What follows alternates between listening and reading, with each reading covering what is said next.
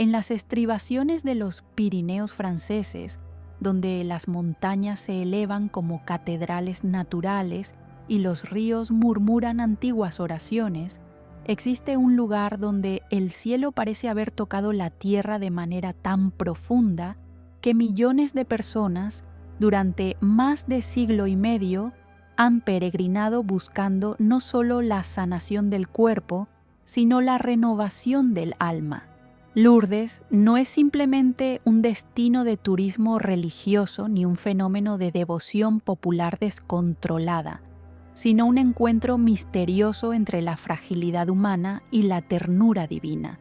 Un lugar donde el agua que brota de la roca se ha convertido en signo visible de una gracia invisible, donde los enfermos encuentran dignidad, los que sufren hallan consuelo, y donde la ciencia misma se detiene asombrada ante acontecimientos que desafían toda explicación natural. La historia de Lourdes nos invita a contemplar algo más profundo que simples curaciones físicas.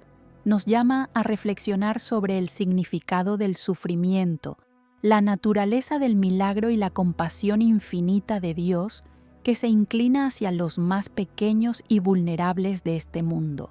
Para comprender la profundidad de lo que sucedió en Lourdes, es necesario situarnos en el contexto de la Francia de mediados del siglo XIX, una nación que atravesaba profundas transformaciones sociales, políticas y espirituales. El año 1858 encontró a Francia dividida entre las fuerzas del racionalismo ilustrado y la fe católica tradicional, bajo el gobierno de Napoleón III, que mantenía una compleja relación con la Iglesia. Era una época marcada por el positivismo científico de Auguste Comte, el materialismo emergente y un creciente escepticismo hacia todo lo sobrenatural. Pero también era un tiempo en que la Iglesia católica experimentaba un renovado fervor mariano, apenas 4 años después de que el Papa Pío IX proclamara el dogma de la Inmaculada Concepción en 1854. Lourdes era entonces un pequeño pueblo de aproximadamente 4.000 habitantes en el departamento de los Altos Pirineos, una comunidad mayoritariamente rural y pobre, donde la vida transcurría al ritmo de las estaciones agrícolas y las tradiciones religiosas locales. La sociedad francesa estaba marcada por profundas desigualdades económicas y familias, como la de Bernadette Soubirous, conocían la pobreza extrema, viviendo en condiciones de precariedad que hoy nos resultan difíciles de imaginar. El Cachot, la antigua prisión convertida en vivienda donde habitaba la familia Soubirous, simbolizaba la marginalidad social de los más pobres en aquella sociedad. En este contexto, la religiosidad popular mantenía su vitalidad en las zonas rurales, con procesiones, devociones locales y una fe sencilla transmitida de generación en generación, aunque frecuentemente mezclada con supersticiones y prácticas que la Iglesia intentaba purificar. El clero local, representado por el párroco Dominique Peyramale, ejercía una labor pastoral en condiciones difíciles, enfrentando tanto la pobreza material de sus feligreses como los desafíos del secularismo creciente. La educación era escasa, especialmente para las niñas de familias pobres, y el analfabetismo era común, situación que concernía a Bernadette misma, quien apenas sabía leer o escribir en francés, hablando principalmente el dialecto local vigorés. La salud pública era precaria, con epidemias periódicas, alta mortalidad infantil y enfermedades como el asma y la tuberculosis que afectaban gravemente a la población sin acceso a tratamientos eficaces.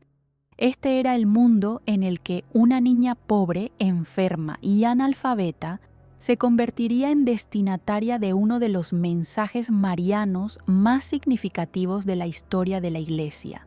desafiando todas las expectativas humanas sobre a quién elige Dios como instrumento de sus designios.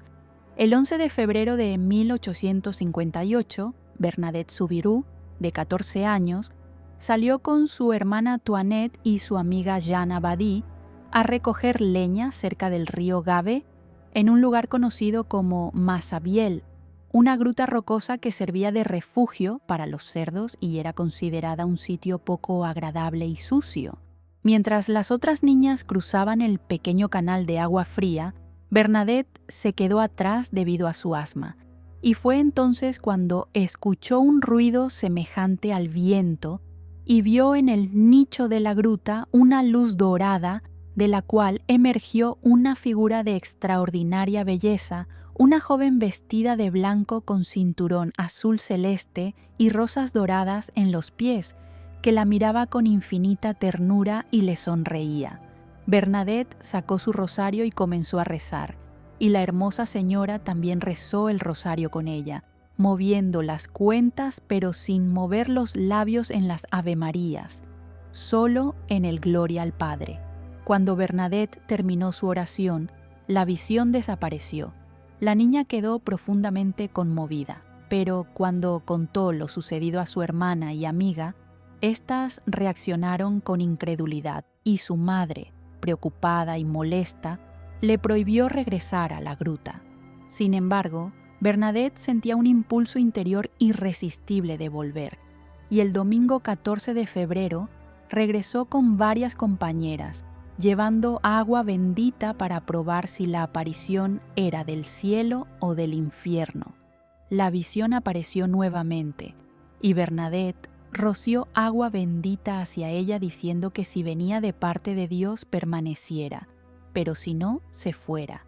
Ante lo cual la figura sonrió aún más dulcemente e inclinó la cabeza. Esta segunda aparición convenció a Bernadette de la naturaleza celestial de la visión, pero también desató la primera ola de escepticismo y oposición tanto de las autoridades civiles como religiosas. El jueves 18 de febrero, durante la tercera aparición, la hermosa señora habló por primera vez, diciendo a Bernadette en dialecto local: «No te prometo hacerte feliz en este mundo, sino en el otro». Luego le pidió: «¿Tendrías la bondad de venir aquí durante 15 días?» Bernadette aceptó, y así comenzó el periodo de las 18 apariciones que se extenderían hasta julio de ese año. Durante estas apariciones, la visión transmitió mensajes que inicialmente parecían simples, pero que contenían profundidad teológica. Llamó a la oración, especialmente el rosario, pidió penitencia por los pecadores y solicitó que se construyera una capilla en el lugar. El 25 de febrero, en la novena aparición, ocurrió el evento que cambiaría para siempre la historia de Lourdes. La señora indicó a Bernadette que cavara en el suelo de la gruta y bebiera del agua que allí encontrara. Al principio, Bernadette solo encontró barro, pero al insistir comenzó a brotar un manantial que gradualmente se convertiría en la fuente que hoy produce más de 100.000 litros de agua diarios. La señora también dio a Bernadette mensajes para los sacerdotes, pidiendo procesiones y la construcción de una capilla, peticiones que el párroco Peiramale recibió con extremo escepticismo, exigiendo que la visión dijera su nombre y que hiciera florecer el rosal silvestre de la gruta en pleno invierno como prueba. El 25 de marzo, solemnidad de la Anunciación, durante la 16ª aparición, Bernadette preguntó insistentemente a la visión quién era, y después de 3 peticiones, la hermosa señora elevó los ojos al cielo, juntó las manos sobre su pecho y respondió: «Que soy era Inmaculada Concepción. Yo soy la Inmaculada Concepción». Estas palabras, pronunciadas en dialecto vigorrés, dejaron perplejos a todos, especialmente porque Bernadette, analfabeta y sin formación teológica, no podía comprender el significado teológico de esta expresión que hacía referencia directa al dogma proclamado apenas 4 años antes. Cuando Bernadette repitió estas palabras al párroco Peyramale, el sacerdote quedó profundamente impresionado, reconociendo que la niña no podría haber inventado tal formulación. Las últimas apariciones ocurrieron el 7 de abril, cuando 20.000 personas se congregaron en la gruta, y finalmente el 16 de julio, fiesta de Nuestra Señora del Carmen, cuando Bernadette vio por última vez a la Virgen, aunque no pudo acercarse a la gruta que había sido cerrada por las autoridades.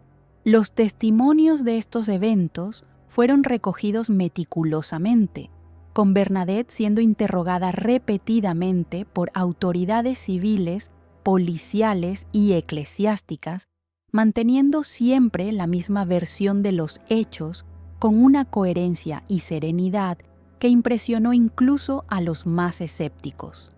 El corazón del mensaje de Lourdes se condensa en 3 dimensiones fundamentales que revelan la naturaleza de la misión mariana y su profunda coherencia con la revelación bíblica y la enseñanza de la Iglesia. Primero, la identificación de María como la Inmaculada Concepción constituye no solo una confirmación del dogma recientemente proclamado, sino una revelación sobre la identidad más profunda de María en el plan salvífico de Dios.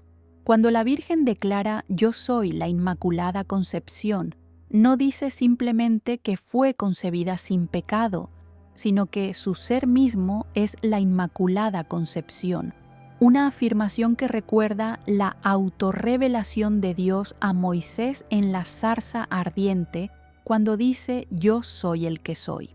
Esta formulación teológica se fundamenta en el misterio expresado en Génesis cuando Dios promete enemistad entre la serpiente y la mujer, y entre la descendencia de la serpiente y la descendencia de la mujer, profecía que la tradición católica ha interpretado como el protoevangelio que anuncia tanto a Cristo como a María.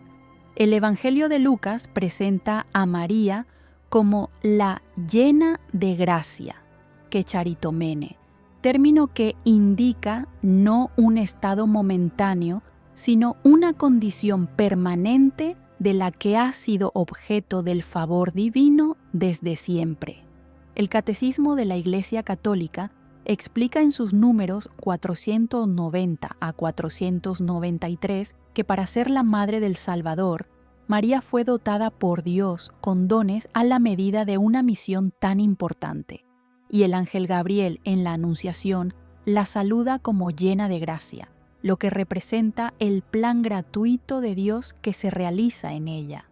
La Inmaculada Concepción significa que desde el primer instante de su concepción, por singular gracia y privilegio de Dios omnipotente y en previsión de los méritos de Cristo Jesús Salvador del género humano, María fue preservada inmune de toda mancha de pecado original. Esta verdad de fe, definida solemnemente por el Papa Pío IX en la Bula Ineffabilis Deus de 1854, no es una exaltación que separa a María de la humanidad necesitada de redención, sino precisamente lo contrario. Ella es la redimida de manera más sublime, preservada del pecado no por mérito propio, sino por los méritos anticipados de Cristo, único Salvador.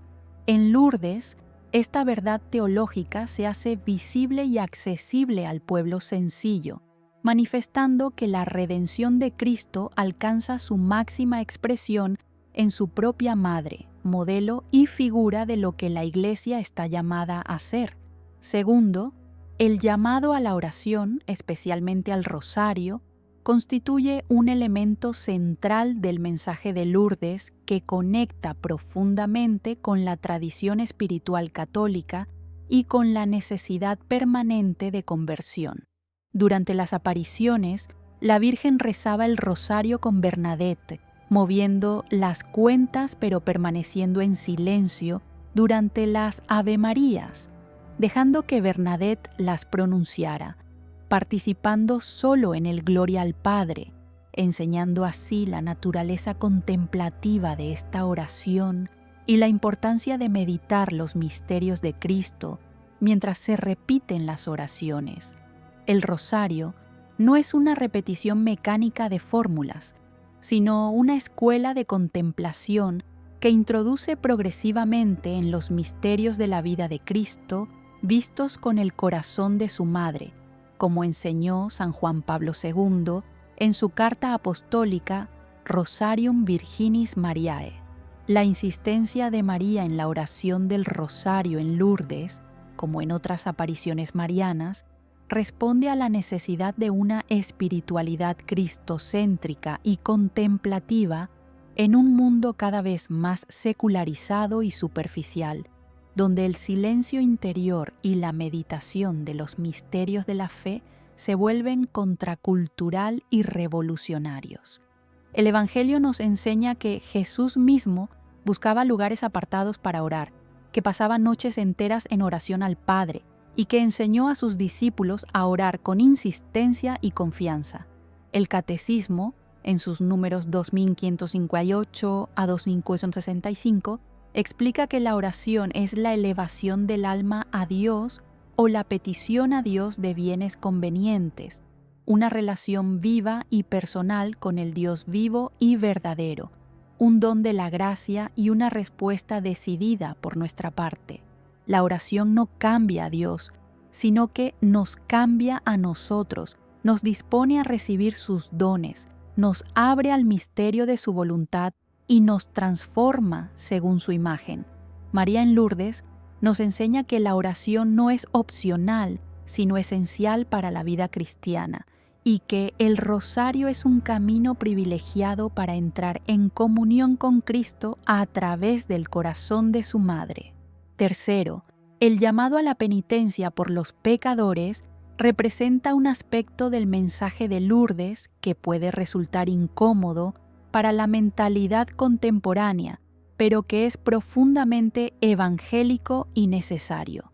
Cuando la Virgen pide a Bernadette que rece por los pecadores, que bese el suelo en penitencia, que vaya en procesión, está recordando el llamado fundamental de Jesús al inicio de su ministerio público: convertíos y creed en el Evangelio. Marcos 1:15. La penitencia no es masoquismo ni autoflagelación psicológica, sino el reconocimiento honesto de nuestra condición de pecadores necesitados de la misericordia divina y la disposición a cambiar de vida, a volvernos del pecado hacia Dios, a realizar actos concretos de reparación por las ofensas cometidas contra el amor divino.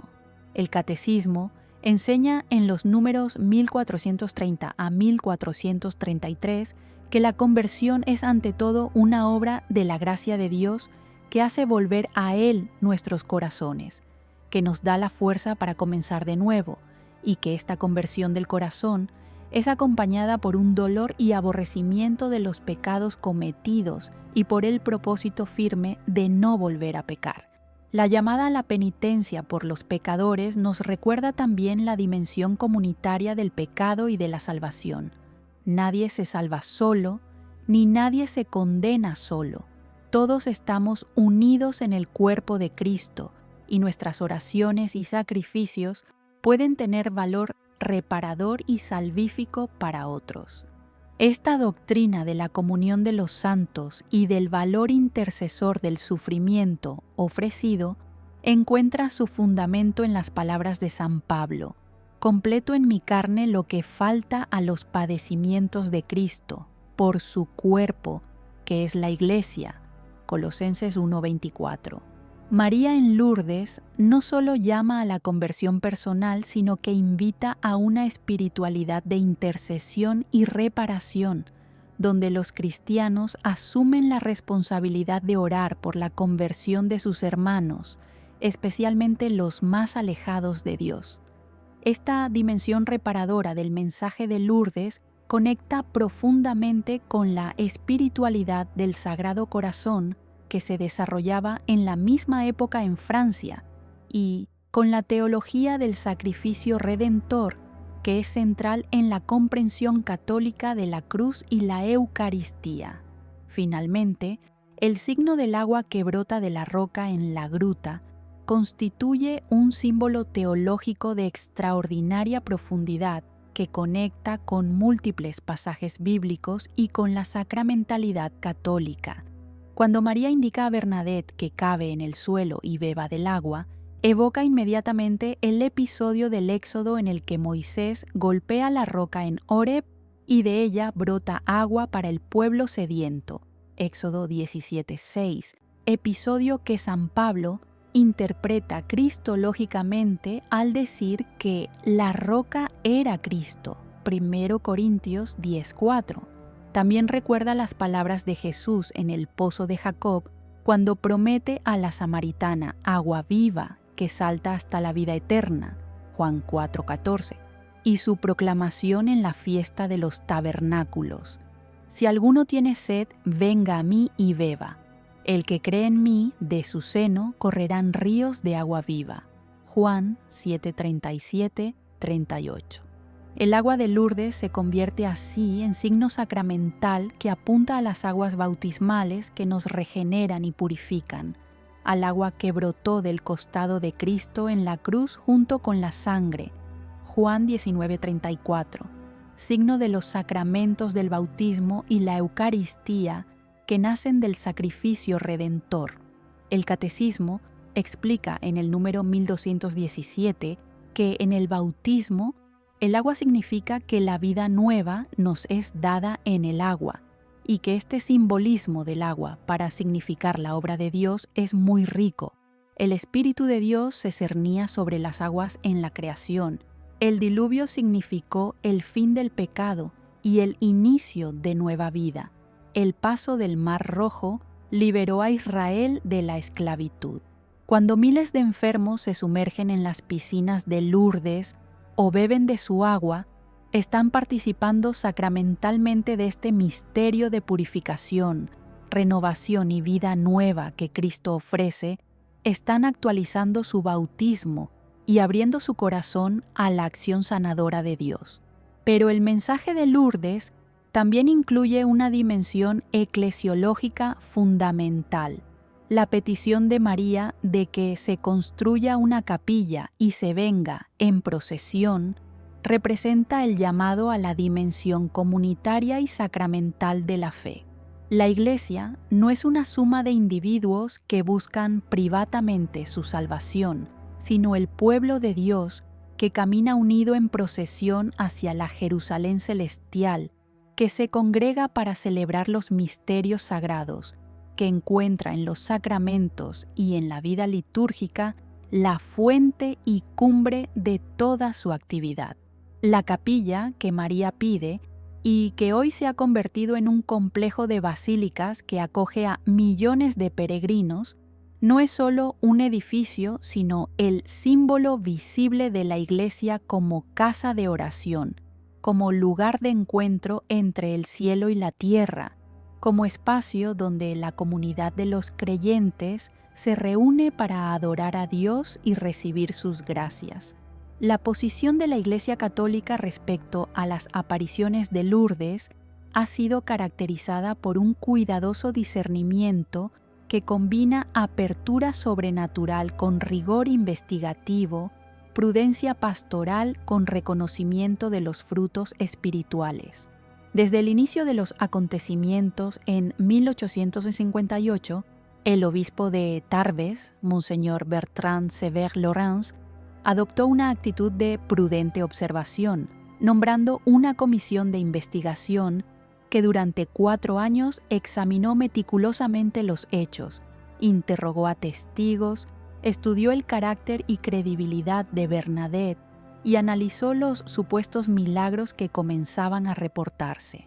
Este proceso de discernimiento siguió los criterios tradicionales que la Iglesia ha desarrollado a lo largo de los siglos para evaluar las revelaciones privadas, criterios que fueron posteriormente sistematizados en documentos como las Normas para proceder en el discernimiento de presuntas apariciones y revelaciones de la Congregación para la Doctrina de la Fe. Entre estos criterios están la conformidad del mensaje con la fe católica y la enseñanza de la Iglesia, la ausencia de error doctrinal o moral, la sanidad psicológica del vidente, la humildad y obediencia del vidente a la autoridad eclesiástica, la ausencia de búsqueda de ganancia económica o notoriedad, la presencia de frutos espirituales auténticos como conversiones, curaciones, crecimiento en la vida de oración y sacramental. En el caso de Bernadette, todos estos criterios fueron ampliamente satisfechos. Su mensaje era perfectamente ortodoxo. Su vida demostraba virtud heroica. Nunca buscó beneficiarse materialmente de las apariciones y pasó el resto de su vida como religiosa en Nevers, lejos de Lourdes, viviendo en humildad y sufrimiento. La Comisión Episcopal verificó el carácter sobrenatural del manantial que brotó en el lugar exacto que la Virgen había indicado, un fenómeno que los geólogos no podían explicar naturalmente, dadas las características del terreno. Investigó los numerosos testimonios de curaciones que comenzaban a multiplicarse, aunque en esta etapa inicial no con el rigor médico que posteriormente se establecería. Analizó el impacto espiritual de los acontecimientos, observando las multitudes que acudían a la gruta para orar, las confesiones y conversiones que se multiplicaban, el renovado fervor sacramental. El 18 de enero de 1862, Monseñor Lawrence emitió su decreto pastoral que concluía: juzgamos que María Inmaculada, Madre de Dios, se apareció realmente a Bernadette Soubirous el 11 de febrero de 1858 y días siguientes en número de 18 veces en la gruta de Massabielle, cerca de la ciudad de Lourdes, que esta aparición reviste todos los caracteres de la verdad y que los fieles pueden creerla como cierta. Este reconocimiento episcopal, confirmado posteriormente por los papas sucesivos, no impone a los católicos la obligación de creer en las apariciones de Lourdes, como si fueran un dogma de fe, porque las revelaciones privadas, aunque reconocidas por la Iglesia, no pertenecen al depósito de la fe pública que todos están obligados a creer. Sin embargo, el reconocimiento oficial sí establece que no hay nada contrario a la fe o a la moral en estos eventos, que son dignos de asentimiento humano prudente y que pueden ser objeto legítimo de devoción católica. A lo largo de las décadas siguientes, la Iglesia ha mantenido un cuidadoso equilibrio entre promover la devoción mariana auténtica asociada con Lourdes y prevenir desviaciones supersticiosas o sensacionalistas.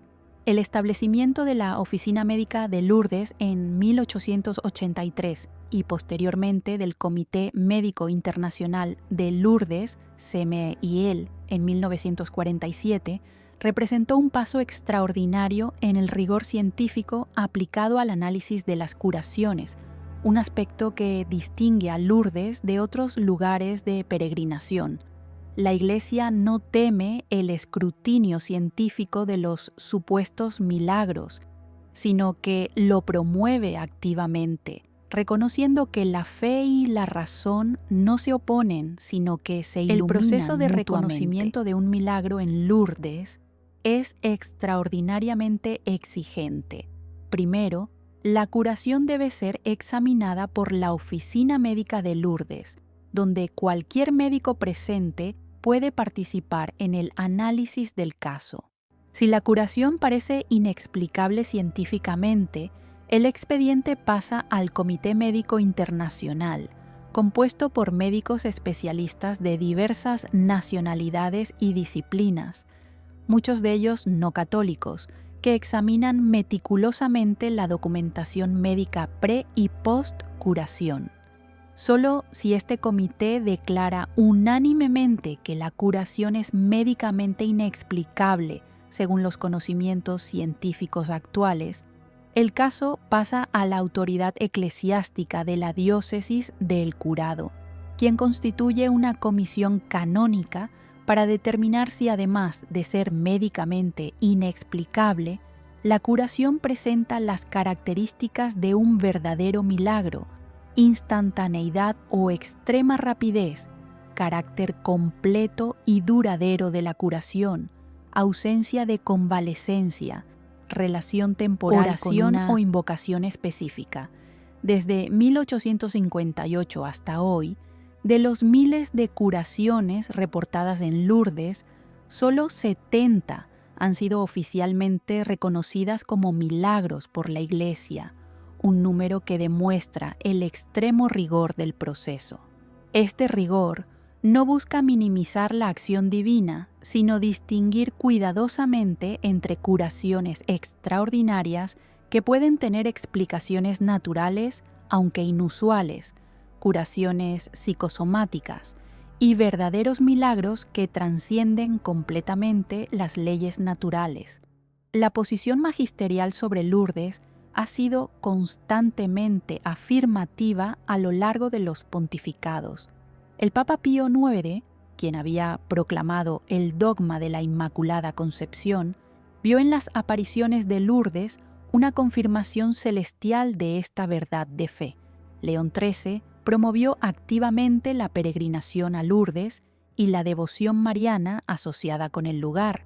San Pío X, Benedicto XV, Pío XI y Pío XII visitaron espiritualmente el santuario y promovieron su importancia pastoral. San Juan XXIII, San Pablo VI, San Juan Pablo II y Benedicto XVI visitaron personalmente Lourdes, reforzando su importancia en la vida de la Iglesia Universal. El Papa Francisco, aunque no ha visitado físicamente Lourdes, ha hablado frecuentemente de la importancia de los santuarios marianos como lugares de encuentro con la misericordia de Dios. San Juan Pablo II, quien tenía una profunda devoción mariana expresada en su lema Totus Tuus, visitó Lourdes 2 veces y en su homilía de 1983 expresó: Lourdes es un lugar privilegiado de peregrinación y oración. Es un lugar de conversión de los corazones y de acción de gracias por las maravillas de Dios. Es el lugar donde María, la Inmaculada Concepción, nos señala a su Hijo Jesucristo, único Salvador del mundo. Esta síntesis del Papa captura perfectamente la perspectiva magisterial. Lourdes no es un fin en sí mismo, sino un signo que apunta a Cristo. María no actúa por cuenta propia, sino como madre que conduce a sus hijos hacia el Salvador. Los milagros físicos son secundarios respecto al milagro primario de la conversión del corazón. El Catecismo de la Iglesia Católica, en su número 67, establece el marco teológico para comprender las revelaciones privadas como Lourdes. A lo largo de los siglos ha habido revelaciones llamadas privadas, algunas de las cuales han sido reconocidas por la autoridad de la Iglesia. Estas, sin embargo, no pertenecen al depósito de la fe. Su función no es mejorar o completar la revelación definitiva de Cristo, sino ayudar a vivirla más plenamente en una cierta época de la historia. Esta enseñanza sitúa a Lourdes en su justa perspectiva. No añade nada nuevo al Evangelio, pero ayuda a los fieles de nuestro tiempo a vivir más profundamente las verdades perennes de la fe, a redescubrir la importancia de la oración, la penitencia, los sacramentos, la confianza en la providencia divina. Los frutos espirituales de Lourdes constituyen quizá el argumento más convincente de su autenticidad sobrenatural, porque como enseñó Jesús, por sus frutos los conoceréis. Mateo 7:16. A lo largo de más de siglo y medio, millones de personas han experimentado en Lourdes no solo curaciones físicas, sino transformaciones espirituales profundas que han cambiado radicalmente sus vidas. Las conversiones documentadas son innumerables, desde ateos convencidos que recuperaron la fe hasta cristianos tibios que experimentaron un nuevo Pentecostés espiritual. Un caso paradigmático es el de Alexis Carrel, Premio Nobel de Medicina en 1912, quien en 1903, siendo un joven médico agnóstico y escéptico, acompañó un tren de enfermos a Lourdes con actitud burlona e incrédula. Durante el viaje fue testigo de la curación instantánea de Marie Bailly, quien sufría de peritonitis tuberculosa terminal con el abdomen enormemente distendido, y la vio recuperarse completamente en pocas horas. Este acontecimiento sacudió profundamente a Carrel, quien escribió un informe médico riguroso del caso y comenzó un proceso de búsqueda espiritual que finalmente lo condujo a la fe católica, aunque su conversión fue gradual y no exenta de luchas intelectuales. Su libro Viaje a Lourdes, publicado póstumamente, documenta esta transformación y representa el testimonio de un científico de primer nivel, confrontado con realidades que desafían el materialismo científico. Otro testimonio notable es el de la escritora francesa Joris Karl Huysmans, quien siendo un novelista naturalista y pesimista, visitó Lourdes en 1903 y experimentó una profunda conversión que transformó completamente su obra literaria posterior, orientándola hacia temas espirituales y místicos. Las peregrinaciones de enfermos a Lourdes, organizadas sistemáticamente desde finales del siglo XIX, han generado una cultura de servicio y caridad extraordinaria. La Hospitalidad de Lourdes, organización de voluntarios que asisten a los peregrinos enfermos, cuenta con más de 10.000 miembros que dedican su tiempo gratuitamente a ayudar, cuidar, acompañar a quienes llegan al santuario. Estos voluntarios, llamados hospitalarios, provienen de todos los estratos sociales y edades, unidos por el deseo de servir a Cristo en los más vulnerables. El testimonio de estos voluntarios es consistente. Ellos mismos son transformados por la experiencia de servicio, descubriendo en los rostros de los enfermos el rostro de Cristo sufriente, experimentando que es más bienaventurado dar que recibir. El impacto pastoral de Lourdes en la vida de la Iglesia Universal ha sido inmenso. El santuario recibe aproximadamente 6 millones de visitantes anuales de más de 140 países, convirtiéndolo en uno de los principales centros de peregrinación cristiana del mundo. Las diócesis organizan peregrinaciones anuales, creando experiencias comunitarias de fe que fortalecen el sentido de pertenencia eclesial. Las procesiones de antorchas nocturnas, donde miles de peregrinos caminan, rezando el rosario con velas encendidas, crean una experiencia de iglesia visible, luminosa, orante, que contrasta poderosamente con el individualismo contemporáneo. La procesión eucarística diaria, donde el Santísimo Sacramento es llevado en andas para bendecir a los enfermos reunidos en la explanada, manifiesta la centralidad de Cristo en la devoción mariana auténtica y la fe en su presencia real. Los sacramentos celebrados en Lourdes, especialmente la reconciliación y la Eucaristía, son experimentados por millones con profundidad renovada, muchos acercándose a confesarse después de años o décadas de alejamiento. Los milagros oficialmente reconocidos, aunque